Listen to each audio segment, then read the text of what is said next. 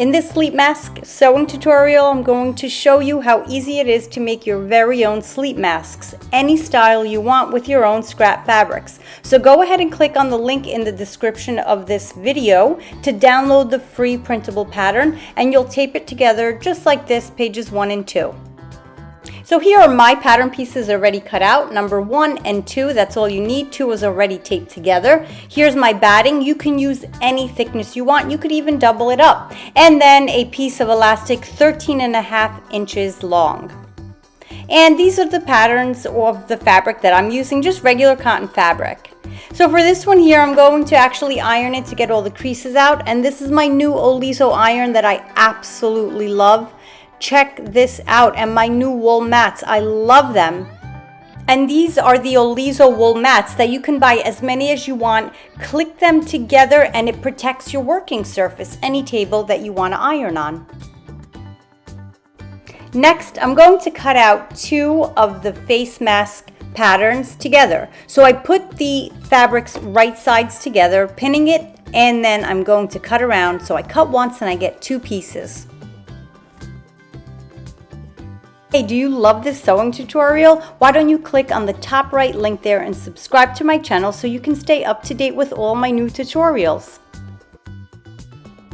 So now when I cut out the strap, I am going to fold my fabric right sides together, and I'm going to put the end where it says fold line there on the fold of my fabric. This way when you cut it out, you have one long strip.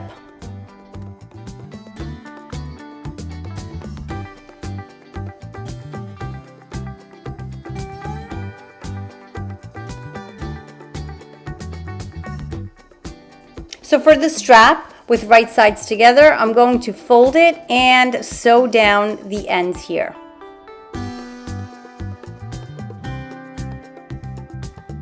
I'm using a 2.5 stitch length and also a dark thread so that you can see it.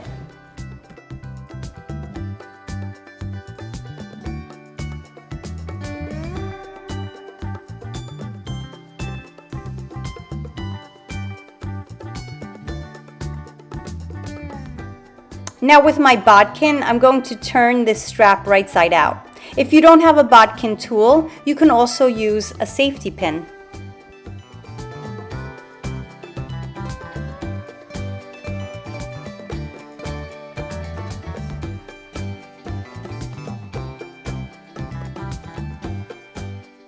I like to press the strap so that the seam sits right in the center. And with the use of the bodkin, I'm going to feed the elastic right in.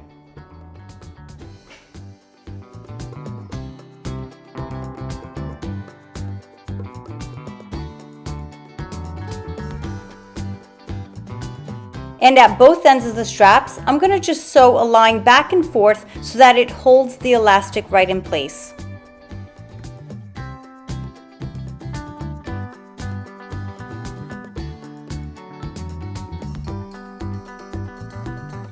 With the strap complete, I'm making sure my fabrics are right sides together with the batting on one side. Then I'm going to take the strap and I'm going to place it on, or sort of sandwich it in between the 2 right sides. I like to use clips for this because that batting is thick. You could also use straight pins. It's whatever you're comfortable with.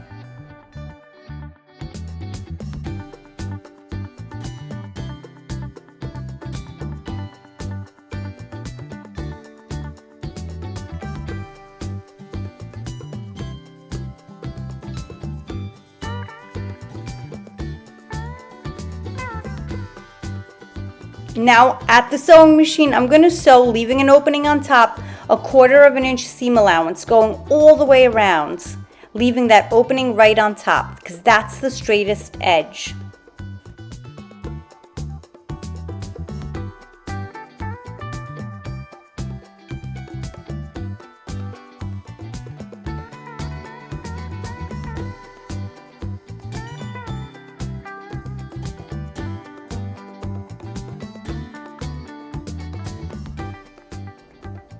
Once I have it flipped right sides out, I'm going to use my chopstick to make sure all of the edges are pressed out and then give it a press with my amazing Olizo iron.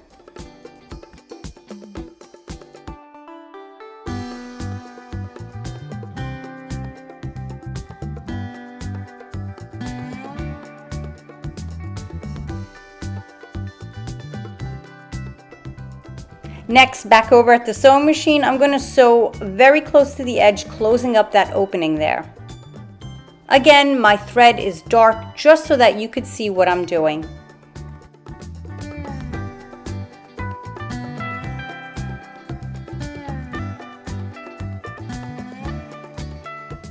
One last press and it's done. If you enjoyed this sewing tutorial, why don't you also check out my other 2 sewing tutorials right up here on the screen. Thank you so much for watching.